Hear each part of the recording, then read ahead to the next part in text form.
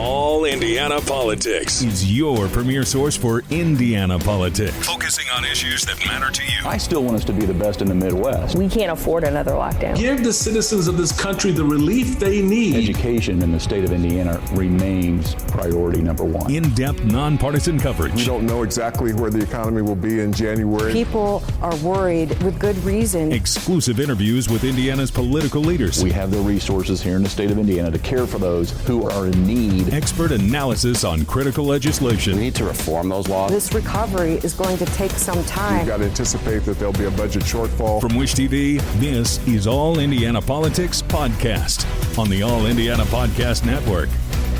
I'm Garrett Bergquist, government reporter for Wish TV and the producer of All Indiana Politics.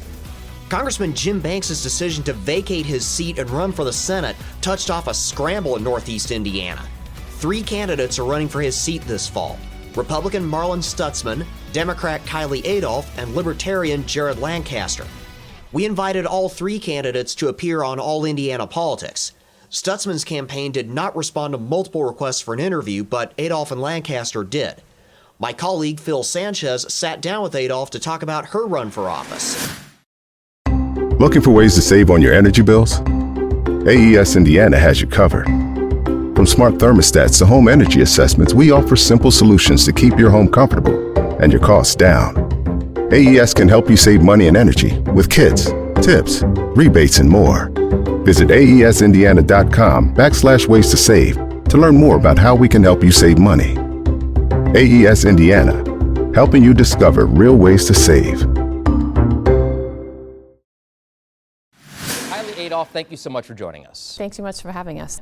Right out of the gate, why do you want to do this, Kiley? You know, my why for running is simple, and that's people. And I've really made it my life's work to serve people and empower communities. So I wanted to take that same commitment to people and communities to this space, which we need it now here more than ever. For our viewers who aren't familiar with your background, tell us a little bit about Kiley Adolph. Sure. I am a granddaughter of a farmer and a factory worker, the daughter of a state trooper and a secretary. I'm a proud daughter of Steuben County, so up in Northeast Indiana.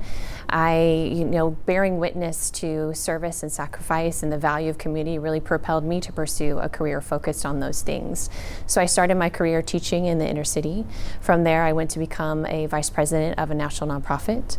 I've also had the honor and opportunity of being a professor, where I was able to teach leaders from all over the world, leaders in nonprofit and for-profit, leaders in law enforcement and government, and leaders in the military. So I've always held this life, made it my life's work to serve people and empower communities. What are some of the issues most important to you? So it's been interesting traveling around the district, and there are some common themes that continue to come up when we talk with voters. You know, we've been everywhere from Fremont to Fort Wayne, Huntington to Hartford City. So our district is in Northeast Indiana, and some of those common themes, those common issues are healthcare, the economy, education, and rights. And when people are talking about healthcare, they're talking about access and affordability to care. When people are talking about the economy, they're talking about access to good jobs, being able to earn a living wage and afford housing.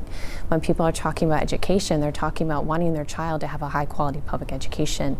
And when we're sitting down with people and they're bringing up rights, they're talking about labor and economic equity, and they're also talking reproductive rights and the importance of addressing that this election year. When you looked at the landscape of all that is going on in Indiana, what made you want to jump into and try to land this seat? You know, I don't necessarily think it's one thing. I think it's a lot of things that came together to make me say, okay, let's jump in and let's do this and let's continue to serve people. Like I mentioned, you know, the entirety of my career has really been focused on that, just in different spaces and places, serving people and empowering communities.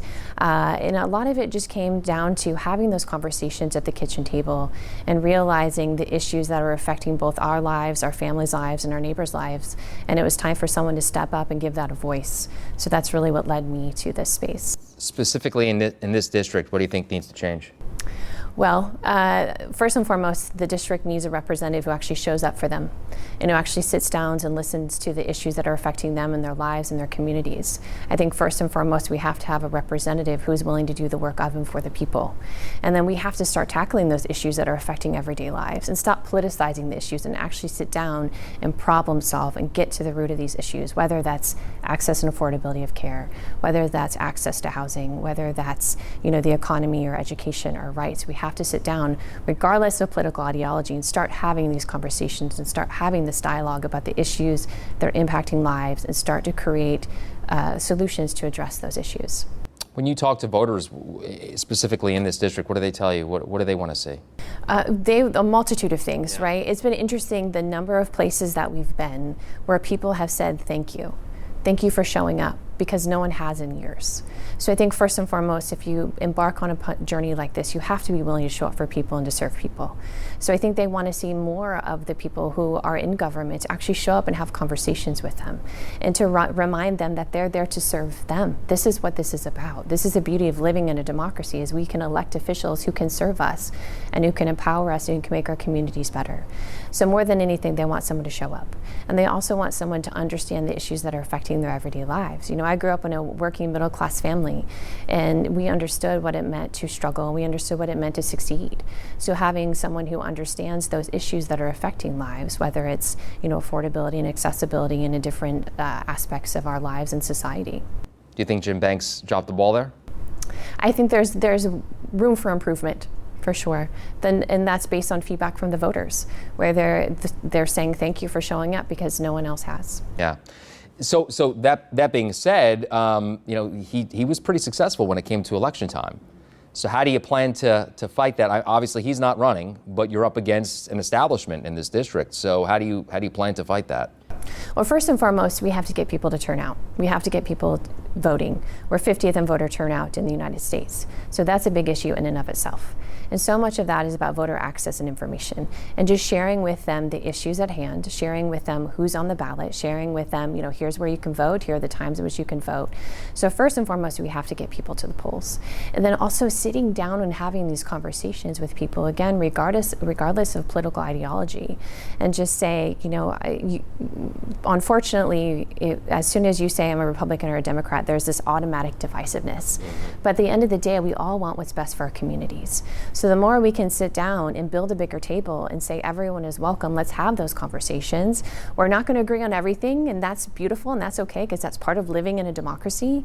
But at least let's start having that dialogue and having those conversations. So I think it has to begin there. It has to say, everyone, let's come to the table and have these conversations, regardless of where you are politically. And then we have to get people to turn out to vote. We're 50th in voter turnout, so we have a voter apathy problem in Indiana. So being able to address that is going to be key for all races throughout the state. Why do you think that is, voter turnout? Why do you think it's so low? It's a great question. So based upon the feedback we've received, a lot of people feel like because we've had this one-party majority, supermajority in our state for so long, they feel like maybe their voice doesn't matter or their vote doesn't count. So reminding them that that's not the case, that every voice matters and that every vote counts, and just reminding them of scale, right? If you go to the poll and you take 5 friends, if you go to the polls and you take 10 friends, and imagine if we scale that up, the impact that we can make. So just reminding people that you have a voice, use it. You have a vote, and you can use that too, and it does matter. And so I think just this level of apathy in that they just feel like it hasn't for so long because of one-party rule. And just reminding them that, you know, we're here. We're all here to serve you, and we need to show up because, you know, a government is only of and by the people who participate. So we need more people to participate and get engaged. Why do you think, you mentioned divisiveness, why do you think it's like that? Well, my argument is it doesn't have to be, right? That's a choice that people are making based upon the rhetoric that they're using. We can show up and we can be kind and we can be thoughtful and we can be empathetic. We can have constructive dialogue about the policies and the issues that we disagree on.